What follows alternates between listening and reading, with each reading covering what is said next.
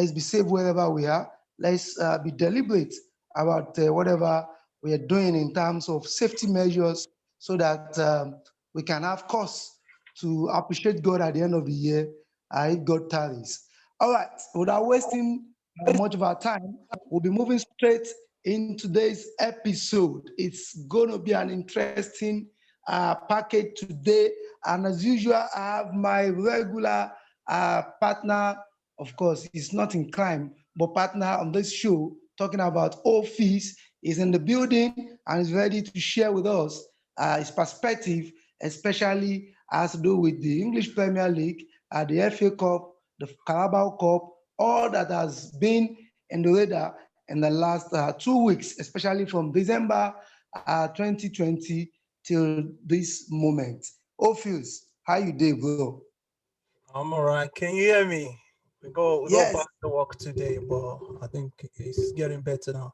Hello, everybody. Yeah. Welcome to Talking Points with Stevo, your number one sports entertainment show.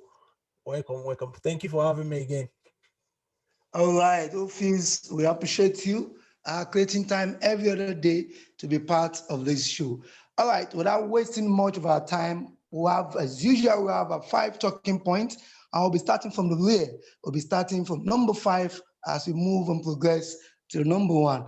So it is no more news that the semi-finals of the Carabao Cup, of course, known as Carling Cup before, has just been concluded. And we have two finalists.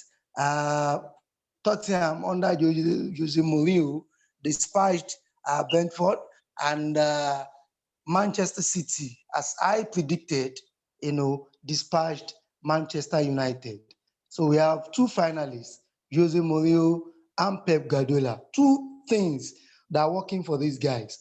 Jose Mourinho, out of 15 finals that he has played, he has lost just three finals. He has won 12. So he's a serial final winner, 12 out of 15. For Pep Guardiola, the last three edition of Carabao Cup, which would soon be named after him, maybe Pep Carabao Cup or something, he has gotten it in a kitty.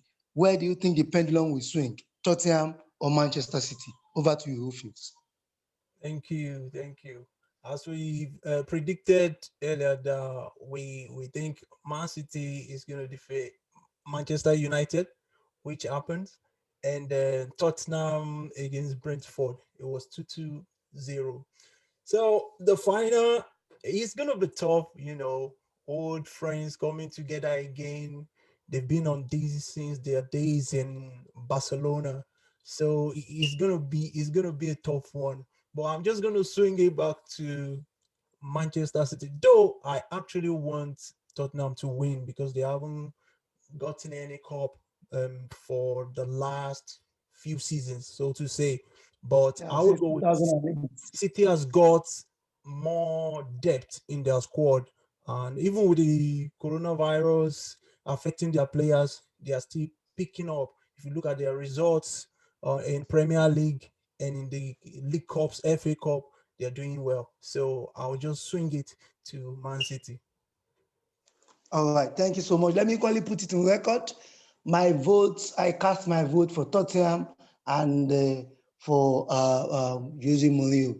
Not just because he's a serial winner when it comes to final, but because of my love for Son and Harry Kane. Those two guys might end up going gray years eventually without winning any trophy. They need to win something. The last time Tottenham won trophy, I think Carabao Cup, I think it was 2008. That's about 12 years or they about 2008, if I'm not mistaken. And that's been a long time. So these guys have opportunity of winning something with Jose Mourinho, and I think this is the best time for them to win it. All right, so that's that. Which two teams? Best of luck, Pep and Jose Mourinho.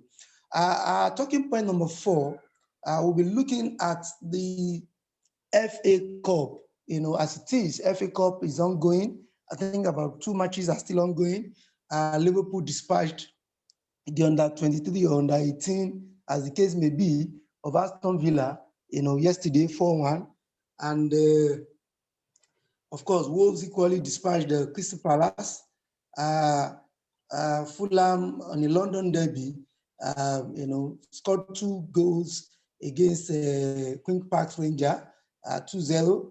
Arsenal equally dispatched Newcastle 2-0 after extra time, while Manchester United Watford is ongoing. What is your take with the FA Cup as it is now? Well, we are just on third round, so to say, and it hasn't really disappointed because sometimes we do see some upsets, but we haven't seen so much upsets, so to say. So far, so good. It's still going well. It's still going well. Aston Villa, Liverpool won. I pitied those boys yesterday because Aston Villa they used their under 23, under 18 squad because of the COVID situation. As we know, right now they are first team, they couldn't play. So, you know, boys against men. Though they tried. I was just thinking maybe he's going to swing and we're going to see an upset, but Liverpool came stronger on the second half and they won 4-1. Wolves Crystal Palace was another one that I was really really interested in watching. I couldn't predict, but Wolves just Did you see the fantastic goal of Adama Traore? I read it. Cutting from the I left. read about it. I Fantastic read goal. about it. That was a very good goal from Adam Traore of I was Wolves. watching the two together yesterday. Yeah. So far so I good. think both Hasn't the disappointed. yeah. And if anything is gonna surprise us, maybe tomorrow we have Tottenham against some club that they are not known at all. They call themselves Marine. They are not even in the league at all. I don't even know. They're like thousands down to them, but they made it so far. If they can even score against Tottenham, you will see the way they will celebrate. So if they can nick a point or just go to extra time or just win it. Wow, that would be the surprise of this FA third round. Interesting. Before we go on a short break, we need to equally quickly look at the possibility of football going on the radar, in terms of what is currently happening in the UK and in Britain, as it were. There's lockdown, because of COVID-19. As it is, do you think COVID-19 regulation of lockdown of major activities and services could affect football, especially in the UK? Then we can begin to look at some other European, countries. But then let's look at UK, talking about the Premiership specifically. It's a very good one and it's dicey because we won't want to see football. We don't want them to stop football right now because it's giving a lot of hope, to a lot of people. You can imagine people at home, especially men and women, young people that are football lovers. The only thing that is keeping them going is football. So if football is not being televised and it's not being played, some people will be depressed, and it can cause a lot of havoc to different people. So Psychological, yeah. if you look if Yeah. you, if you look at it from that angle, we will say let's keep on keeping on. But a lot of footballers, they are being tested every day and they are being tested. They are positive. Yeah. They're Imagine the entire Aston Villa first team. exactly. It happened to Mm. Shilbury. It happened to Derby. A lot of lower league as well. So personally, I would just say health first before sport. That is Anyway, my own opinion. But I agree with you totally. I think the authorities are looking into it and they would, point the right direction when the time comes. But for now, let's enjoy, football while it lasts. When we come back, we'll be looking at our number three, number two, and number one. This is the Talking Point with Stevo, and we are here live on MZ Radio London and AP Radio United Kingdom. If you missed what we have discussed first and foremost the Carabao Cup finalists, Tottenham versus Manchester City as our number five, and we have equally looked at the FA Cup thus far, and no surprise yet because FA Cup, Carabao Cup are known for surprises. So when we come back, we'll look at our number three, number two, number one. Don't go anywhere. We'll be right back.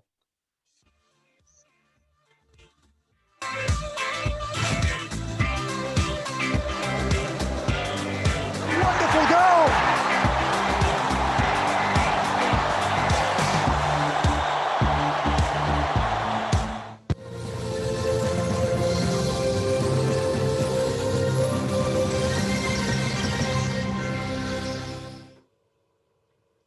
Welcome back.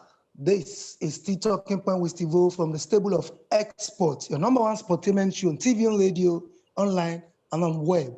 And my name remains Alai on this Stephen Tolulope, and I have my special partner in the house in the building talking about O.Phils. We've been dissecting, analyzing, reviewing, and giving direction and perspective to the world of football, especially as regards the English Premier League, the FA Cup, and the Carabao Cup.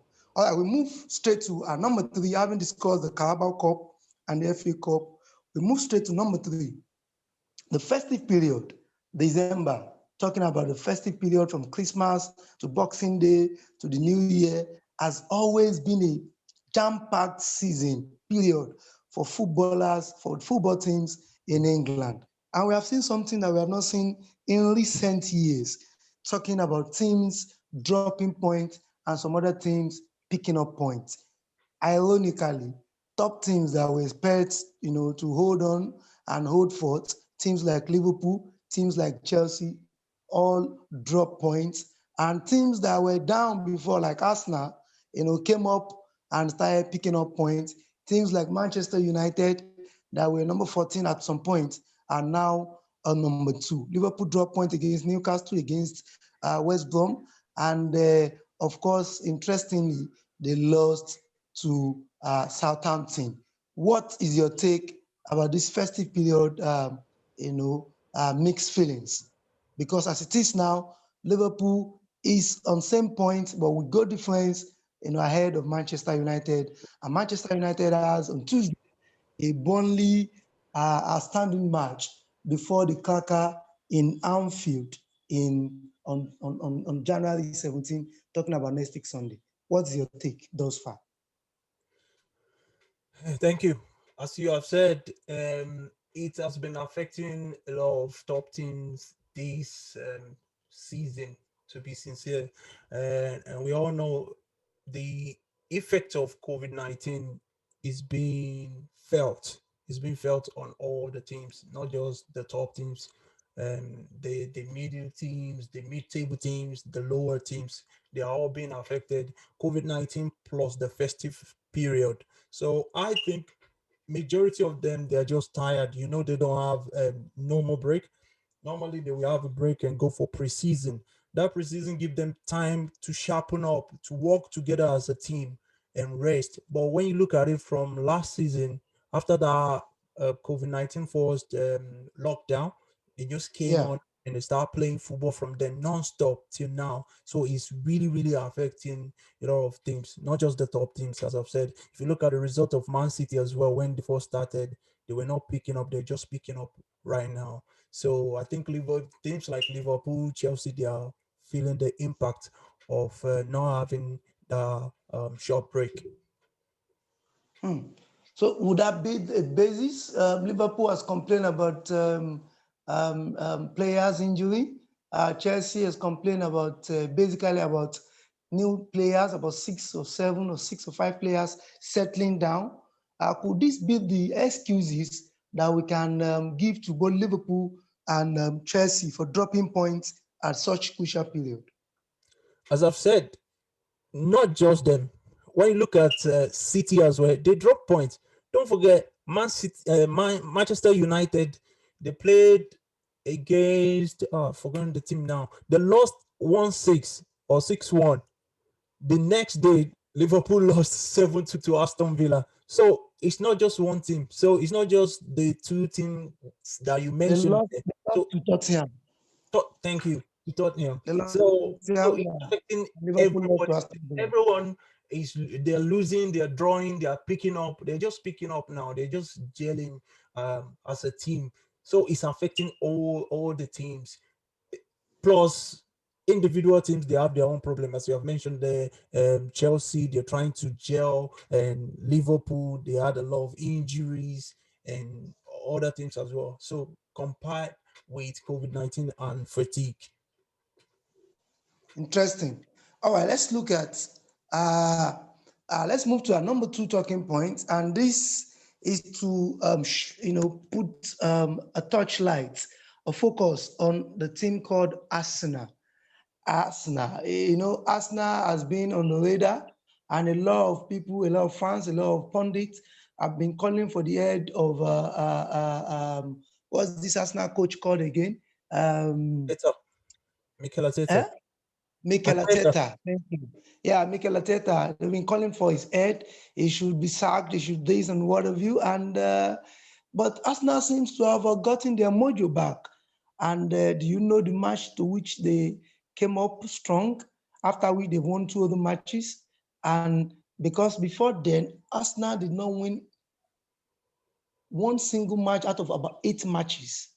Hmm. And when they were to meet Chelsea, it was on the Boxing Day. I have some people putting up belts and saying that Arsenal would not lose. They don't lose on Boxing Day. I said, what, is that a law? They said they will not lose on Boxing Day. And they said, okay, let's see where it goes. Arsenal almost embarrassed Chelsea 3-0 before the last kick that gave them the the sole consolation goal. It ended 3-1. Do you think after that they've won two more matches? Do you think Arsenal has gotten and Michael Arteta has gotten his mojo back? And in the long run, do you think they can maintain this pace to at least be part of the top six or top four? I wish they will get their mojo back, as we are saying. I really wish them good luck. I wish Arsenal good luck. But as you can see, they're just coming together, gelling together as a team. And their main talisman, talking about Aubameyang, he has not been scoring, he has not been firing like before. I think if he can get back to his to his form as well, because when he's in form, Arsenal is in form. That's what I've seen so far, and he's coming back gradually. Like today, he scored the second goal to 117 minutes or so in the FA Cup against Newcastle. They scored two late goals, which was good for them. So I think they are coming back gradually, but I don't see them challenging for top four or so. Maybe Europa League. I really enjoyed their last result, talking about West Brom 4-0 and against Brighton 1-0. If they can keep up like that, momentum is very important in football. If they can I agree. pick, I keep the agree. momentum on like that, um, they will surprise some of us. All right. So, in your own view, Arsenal is not yet a contender for the not, EPL. not at all. You are not even seeing them as part of the top four yet. See them as maybe top six to contend for the Europa League spot. All right. So, okay, thank you. We'll move to our last talking point for the night, and which is putting a searchlight on the Manchester United run. Some people have been calling for Ole's head. He has played in four semi-finals and he has lost all the four semi-finals. And also, he has equally been booted out of the Champions League, to the Europa phase now. And but he seems to have been getting his rhythm right. Talking about Ole Gunnar Solskjaer and the entire team seems to be getting their rhythm right with Hernandez, Fernandez pushing rightly. They have they are joint leader of the league now with one match outstanding against Burnley on Tuesday, and on Sunday we are going to have a massive rival match between Liverpool and Manchester United. What is your perspective? Um, to talk about Manchester United like that, well, they've been doing well recently. We will not say they have not been doing well, but when you look at their previous result before this run, they always win like two games. They'll draw like one game, then they'll lose like two games. That consistency wasn't there. And I was talking to one of Manchester United's fan yesterday, and he was telling me before their game against City, Okay. Okay, Carol, against City. yeah, Yeah, that in the Carabao, Carabao Cup. yeah, Yes. that they played on the 6th. one of the fans told me that they will lose the game. I said, why? He said, because against every top team, they always lose. That manager, he has not been able to. That's not correct. Anyway, Ole Gunnar Solskjaer defeated Pep Guardiola twice last season. Is Man City no longer a top team? That was their own. That was our own argument. He was saying he doesn't know how to use the players well, the squad and the sub. That's not a correct argument. I can agree with some of our argument talking about the sub. Sometimes you do make the sub too late. Anyway, my own opinion on Manchester United for now is that they're getting their mojo back. Really, that's true. But when you look at their results critically, when you look at it, for example, the 2-1 win against Aston Villa, that was their last league. They scored that goal towards the end of the match. Aston Villa was on their neck till that end part. Against Wolves, it was 1-0. They just nicked it. Against Leicester City, same thing. So they're still wobbly. They are still like not that consistent as far as I'm concerned. That's why you could see against City. City they just ran over them. They have a game at hand, which is going to be against Burnley. Then we will be talking about against Liverpool. But so far so good. Well, and I'm still on the fence with them. I will maintain what I said, that they will make the top 4, but I don't think they're a real contender. That is my own opinion. Thank you so much, O.Phils. We gotta go. It's been a cracking one. Talking about Talking Point with Stevo today on from the stable of experts. We want to appreciate the management of MZ Radio and AP Radio, for giving us this platform and opportunity to ventilate and articulate our views as regards sports and on the platform. Thank you so much. We'll meet you guys next week. O.Phils, thank you for coming. We appreciate you every other time. God bless you, bro. So to meet you guys next week, keep fit and always be good to yourself. And know that it's important to keep safe wherever you are. COVID-19 is real. God keep us alive. God keep us safe. God bless you all. See you next week. Bye. Yes, you have heard it, and there you have it. Catch us again next week on another interesting episode of Export World. That is EXSPORTSWORLD. It's still Exports on Radio, a production of Eagles House Global Resources. Till we come your way again, I remain Sportsbam. Let's get more sporting and stay active every day. Oh, he loves the fire! What a goal!